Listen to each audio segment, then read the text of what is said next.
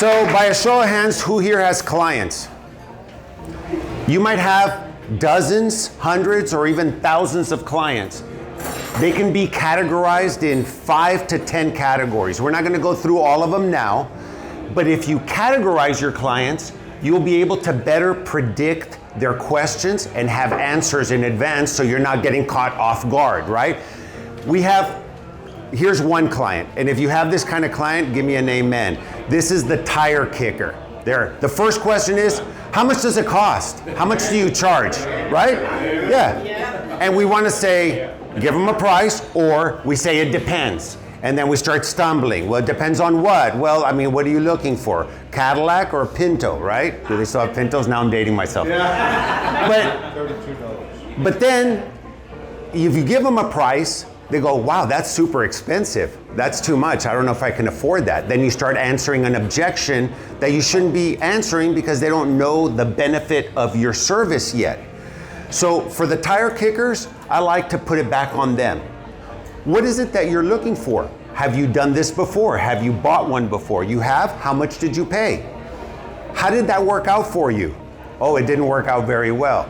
So now you know that if they paid $1,000 and it didn't work out, your $2,500 may not be that bad, especially if it's going to work out, right? Here's another type of client. This is the I don't know and I don't care, or the I trust you client. I just try, just do it. You're the expert. I trust you. Please do it. Very dangerous client. Why?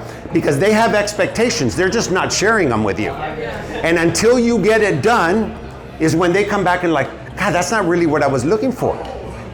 Yeah, but I asked you and you said you can't go back to them. You said you didn't care. You said you trusted me. This is what I think based on my experience what you should have. So for those kinds of clients, I like to ask them, what would success look like? I know you don't care and I know you trust me and I appreciate that, but what would success look like?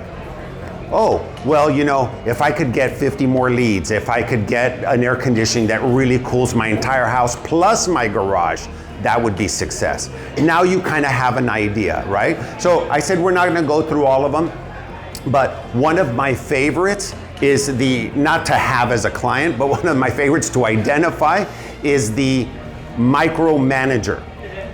They come in, the first question is, if I hire you, how fast can you get it done? Because I have family coming in for Thanksgiving and I know it's Monday and I need all my landscaping done by Thursday. You know, they pretend like they don't care about price. The reason those clients are dangerous is because they're not going to be happy and they're not going to want to pay you because they're going to nitpick all the things that you did wrong. Now, let's say you do get a client like that that's going to micromanage everything and they tell you 15 things they didn't like about it afterwards. You say, okay, do me a favor. Put it all down in writing, send me an email, let me have a checklist. I'll get my team, we'll go back out to your house in 2 weeks to get it done. Why 2 weeks? Could be a week. You give them time to cool off. Then if they have to put it in writing, they're going to start sounding a little ridiculous when they're nitpicking about the leaves that got left on the mulch or whatever. Yeah, I'm not picking on you. I'm not picking on you, Braden. But then it might get down to 10 things.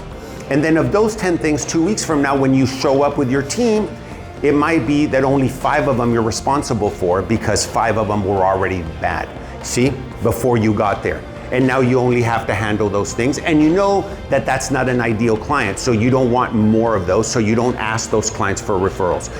All I'm telling you now is take all of the clients you've ever had, try to categorize them in 3, 5, 7 categories, and start to develop responses for those types of clients. So that as you have those clients come up in the future and they ask you, how much does it cost or how soon can you get it done? You already have a pre-prepared answer, and you can also decide whether or not you want those kinds of clients. That'll make your business more successful.